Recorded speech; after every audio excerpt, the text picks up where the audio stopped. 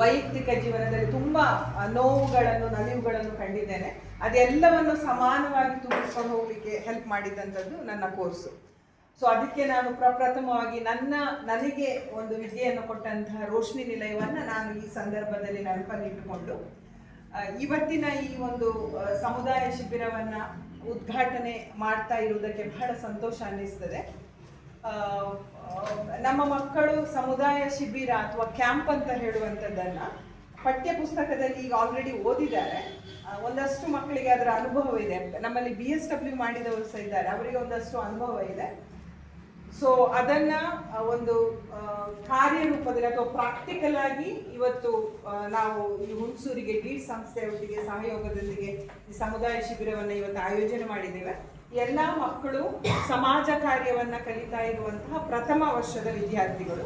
ನಾವಿಬ್ರು ಅವರದ್ದು ಫ್ಯಾಕಲ್ಟಿಗಳು, ಟೀಚರ್ಸ್ಗಳು. ನಾವು ಬಹುಶಃ 1-2 ತಿಂಗಳ ಹಿಂದೆ ನನ್ನ ಶ್ರೀಕಾಂತ್ ಸರಿಗೆ ನಾವು ನಮ್ಮ ವಿದ್ಯಾರ್ಥಿಗಳನ್ನ ಕರ್ಕೊಂಡು ಇಲ್ಲಿಗೆ ಬರ್ತೇವೆ ಅಂತ ಹೇಳುವಂತ ಒಂದು ವಿಷಯವನ್ನು ಹೇಳಿದಾಗ ಬಹಳ ಸಂತೋಷದಿಂದ ಅವರು ಒಪ್ಪಿಕೊಂಡಿದ್ದಾರೆ. ಅದರ ನಂತರ ನಮ್ಮ ಕಾರ್ಯಕ್ರಮವನ್ನ ಆಯೋಜನೆ ಮಾಡುವಂಥದ್ದು ದೂರವಾಣಿಯ ಮೂಲಕ ನಾವು ಮಾತಾಡ್ತಾ ಇದ್ದೆವು. ಕಳೆದ ಒಂದು 15-20 ದಿನದ ಹಿಂದೆ ಇಲ್ಲಿಗೆ ಬಂದು ನಮ್ಮ 5 ದಿನಗಳ ಕಾರ್ಯಕ್ರಮ ಹೇಗೆ ಹೋಗ್ತದೆ ಅಂತ ಹೇಳುವಂತ ಒಂದು ಸಣ್ಣ ರೂಪುರೇಷೆಯನ್ನು ಮಾಡ್ಕೊಂಡು ಹೋಗಿದ್ದೇವೆ. ಯೂಶುವಲಿ ಕ್ಯಾಂಪ್ಗಳನ್ನು ನಾವು ನಮ್ಮ ಗ್ರಾಮಗಳಲ್ಲಿ 15-20 ಕಿಲೋಮೀಟರ್ ಇರುವಂಥ ದೂರಗಳಲ್ಲಿ ಮಾಡ್ತಾ ಇದ್ದೇವೆ. ಮತ್ತು ಸ್ವಲ್ಪ ಉತ್ತಮ ಎಕ್ಸ್ಪೋಜರ್ ಸಿಗಬೇಕು ಅಂತ ಹೇಳುವಂಥ ದೃಷ್ಟಿಯಿಂದ ಒಂದಷ್ಟು ದೂರ ಈ ಸಲ ಹಮ್ಮಿಕೊಂಡಿದ್ದೇವೆ. ಒಂದು ವಿಶೇಷತೆ ಇಲ್ಲಿ ಏನು ಅಂತ ಹೇಳಿದರೆ, ಮಕ್ಕಳು ಅಡಿಗೆಯ ಕೆಲಸದಲ್ಲಿ ಅವರು ತೊಡಗಿಸಿಕೊಂಡಿರುವಂಥದ್ದು.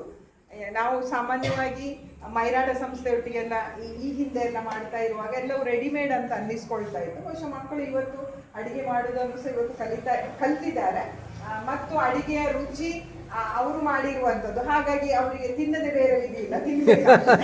ಆ ಒಂದು ಹೌದು, ಆ ಒಂದು ಕೌಶಲ್ಯ ಸಹ ಈ ಒಂದು ಕ್ಯಾಂಪಿನ ಮೂಲಕ ಜಾಸ್ತಿ ಆಗ್ತದೆ ಅಂತ ಅನ್ಕೊಳ್ತೇನೆ. ನಾನು ನನ್ನ ವಿದ್ಯಾರ್ಥಿಗಳಿಗೆ ಹೇಳುವಂಥದ್ದು ಏನು ಅಂತ ಹೇಳಿದ್ರೆ, ಒಂದಷ್ಟು ಲಕ್ಕುನೆ ಅಥವಾ ಒಂದಷ್ಟು ಲ್ಯಾಕಿಂಗ್ಗಳು ಇರ್ತವೆ ಸಮುದಾಯ ಶಿಬಿರಗಳಲ್ಲಿ.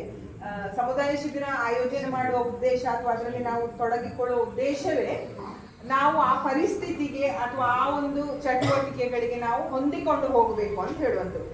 ಯಾಕೆ ಇದು ನಮ್ಮ NSS ಶಿಬಿರಕ್ಕಿಂತ ತುಂಬಾ ಭಿನ್ನ ಆಗಿದೆ, ಯಾಕೆ ಇದು ನಮಗೆ ತುಂಬಾ ಇಂಪಾರ್ಟೆಂಟ್, ನಿಮ್ಮ ಮುಂದಿನ ವೃತ್ತಿ ಜೀವನದಲ್ಲಿ ಬೇರೆ ಬೇರೆ ರೀತಿಯ ಏನು ಅಡೆತಡೆಗಳನ್ನ, ಬೇರೆ ಬೇರೆ ರೀತಿಯ ಘರ್ಷಣೆಗಳನ್ನ, ಬೇರೆ ಬೇರೆ ರೀತಿಯ ಮಿಸ್ಅಂಡರ್ಸ್ಟ್ಯಾಂಡಿಂಗ್ಗಳನ್ನ, ಬೇರೆ ಬೇರೆ ರೀತಿಯ ಕೊರತೆಗಳನ್ನ ನೀವು ಅನುಭವಿಸ್ತೀರಿ ನಿಮ್ಮ ವೃತ್ತಿ ಜೀವನದಲ್ಲಿ.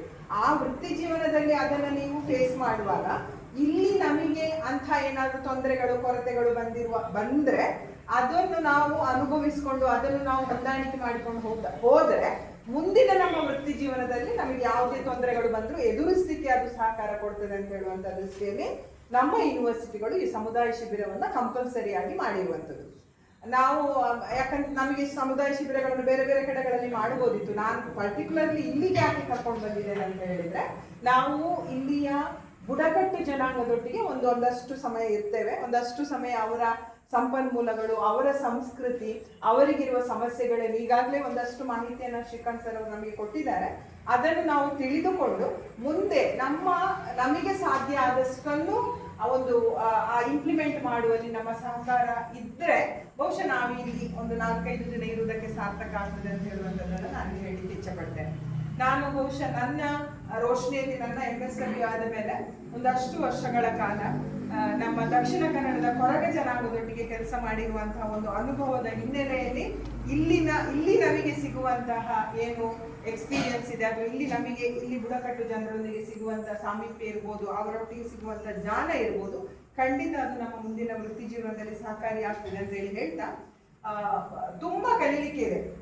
ನಾವು ಮೊದಲಾಗಿ ತಿಳ್ಕೊಳ್ಬೇಕೇನು ಅಂತ ಹೇಳಿದ್ರೆ, camp is not to enjoy the luxurious things. ತುಂಬಾ ಕಷ್ಟ ಆಗ್ತದೆ, ನನಗೆ ಗೊತ್ತಿದೆ. ನಮಗೆ ನಿದ್ದೆಗೆ ತೊಂದರೆ ಆಗ್ಬೋದು, ಆಹಾರಕ್ಕೆ ತೊಂದರೆ ಆಗ್ಬೋದು, ಆನ್ ಟೈಮ್ ಫುಡ್ ಸಿಕ್ಕದೇ ಇರ್ಬೋದು. ಇವೆಲ್ಲವೂ ಸಹ ನಾವು ಕಲಿಕೆಯಾಗಿ ತಗೊಳ್ಬೇಕಲ್ಲದೆ ಅದನ್ನ ಕಂಪ್ಲೇಂಟ್ ದೃಷ್ಟಿಯಿಂದ ನಾವು ನೋಡಬಾರ್ದು. ಯಾಕಂತ ಹೇಳಿದ್ರೆ ಎಲ್ಲಾ ಕ್ಯಾಂಪ್ಗಳು ಹಾಗೆ ಪರ್ಫೆಕ್ಟ್ ಆಗಿ ಆಗುವಂಥದ್ದು ನಮ್ಮ ಮನೆಯಲ್ಲಿ ಎಲ್ಲಿಯಾದ್ರೂ ಕ್ಯಾಂಪ್ ಮಾಡಿದ್ರೆ ಮಾತ್ರ. ಎಲ್ಲಿ ಹೋದ್ರೂ ಒಂದಲ್ಲ ಒಂದು ರೀತಿಯ ಸಮಸ್ಯೆಗಳು ನಮಗೆ ಅನುಭವಿಸ್ತೀವಿ. ಆ ಸಮಸ್ಯೆಗಳನ್ನ we should convert into the learning. So ಆ ಲರ್ನಿಂಗ್ಗಳು ತುಂಬಾ ರಿಚ್ ಆಗಿರ್ಬೇಕು. ಆ ಕೊರತೆಗಳನ್ನು ನಾವು ಲರ್ನಿಂಗ್ ಆಗಿ ತಗೊಳ್ಬೇಕು. ಮತ್ತೆ ಎಷ್ಟು ಸಾಧ್ಯ ಆಗ್ತದೆ ಅಷ್ಟು ನಮ್ಮನ್ನು ನಾವು ಇಲ್ಲಿ ತೊಡಗಿಸ್ಕೊಳ್ಬೇಕು. ಇದು ಒಂದು ರೀತಿಯ ಶ್ರೀಮಂತ ಅನುಭವವಾಗಿ ನಮಗೆ ಹೊರಹೊಮ್ಮಿ ಆ ಮೂಲಕ ನಮ್ಮ ವೃತ್ತಿ ಜೀವನಕ್ಕೆ ನಮ್ಮ ಪರ್ಸನಲ್ ಲೈಫ್ಗೆ ನಾವು ಅದನ್ನ ಕಲಿಕೆಯಾಗಿ ತಕೊಂಡು ಆ ಮೂಲಕ ನಮ್ಮ ಜೀವನವನ್ನ ಮುಂದಕ್ಕೆ ಒಂದಷ್ಟು ಚಂದದ ರೀತಿಯಲ್ಲಿ ಕೊಂಡು ಹೋಗಬೇಕು ಅಂತ ಹೇಳಿ ಹೇಳ್ತಾ, ಈ ಕ್ಯಾಂಪನ್ನು ಇಲ್ಲಿ ನಮಗೆ ಮಾಡಲಿಕ್ಕೆ ಅವಕಾಶ ಕೊಟ್ಟದಕ್ಕೆ ಶ್ರೀಕಾಂತ್ ಸರ್ಗೆ ಮತ್ತೆ ಎಲ್ಲರಿಗೆ ಸಹ ನಾನು ಧನ್ಯವಾದಗಳು ಹೇಳ್ತಾ, ಶಾರದಾ ಮೇಡಮ್ಸ್ ಇದ್ದಾರೆ, ಕಾರಣ ಸರ್ ಬಂದಾಗ ತುಂಬ ಚರ್ಚೆ ಮಾಡಿದ್ದಾರೆ ಅವರು. ಎಲ್ರಿಗೂ ಈ ಕ್ಯಾಂಪ್ ಒಳ್ಳೇದಾಗಲಿ ಅಂತ ಹೇಳ್ತಾ, ನಾವು ಸ್ಪಷ್ಟವಾಗಿ ತಿಳ್ಕೊಳ್ಬೇಕಾಗಿರುವಂಥದ್ದು, we have not come here to enjoy, we came here to learning. ಆ ಒಂದು ಪರ್ಪಸನ್ನು ನಾನು ಕಂಡುಹಿಡ್ಕೊಂಡು ನನ್ನ ಜೊತೆ ನಯನಿ ಅವರಿದ್ದಾರೆ. ರೀಸೆಂಟ್ ಆಗಿ ಮದುವೆ ಆಗಿದೆ ಅವರಿಗೆ, ಗಂಡನನ್ನು ಬಿಟ್ಟು ಬಂದಿದ್ದಾರೆ. ಅವರಿಗೂ ನಾನು ಧನ್ಯವಾದ. ಅಲ್ಲ, ಇಲ್ಲಿ ಗಂಡನ ಬಿಟ್ಟು ಅಲ್ಲಿ ಬೇರೆ ಅರ್ಥ ಆಗ್ಬಿಡುತ್ತೆ. ಮದುವೆ ಆದ ಕೂಡಲೇ ಗಂಡನನ್ನು ಮನೆಯಲ್ಲಿ ಬಿಟ್ಟು ಬಂದಿದ್ದಾರೆ.